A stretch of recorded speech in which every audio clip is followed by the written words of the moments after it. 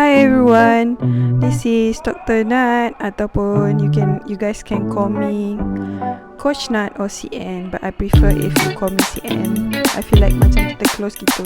So hari ni CN nak ajar korang resipi ayam kawin tomato. Kenapa nama dia macam tu? Hantam je lah suka hati.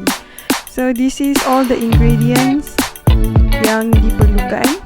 So sekarang kita start masak. Masukkan ayam ayam dada ni yang dah dipotong dadu, dan kemudian kita masukkan sedikit garlic salt ataupun garam bawang putih, boleh beli dekat supermarket secukup rasa. Dan kemudian kita masukkan 1 sudu kecil serbuk kunyit. Kemudian kita gaulkan biar sampai rata dan perap untuk beberapa ketika.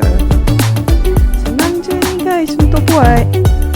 Korang boleh buat lebih juga kalau macam easy kan.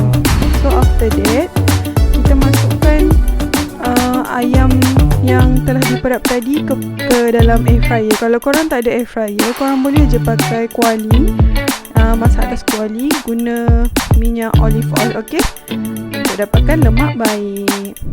So dengan air fryer ni just kita tunggu je lah. Masukkan sedikit olive oil ke dalam air fryer. Tak nak masukkan pun boleh juga, tapi CN lebih prefer lah. Kemudian kita masukkan semua ke dalam air fryer. Masak lebih kurang selama 15 minit. Memang sedap tau guys. Dia akan rasa garing, lepas tu dia ada tender, juicy lah. Memang sedap, CN suka. Now kita masukkan tomato cherry yang dah dipotong. Kemudian kita akan masukkan pula sedikit ketumbar. Potonglah beberapa batang, masukkan ketumbar. Dan nanti akhir sekali korang boleh masukkan lemon juice. Lemon juice ni CN pakai setengah buah tu je.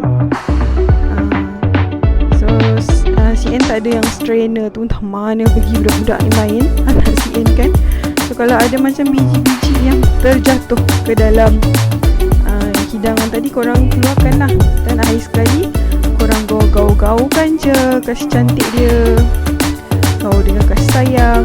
Memang sedap tau keluar dia. Sebab dia rasa dia ni, dia ada sour, dia ada masam, masin dia pun cukup. Lepas tu memang sweet. Memang sedap makan dengan nasi panas-panas. Selamat mencuba.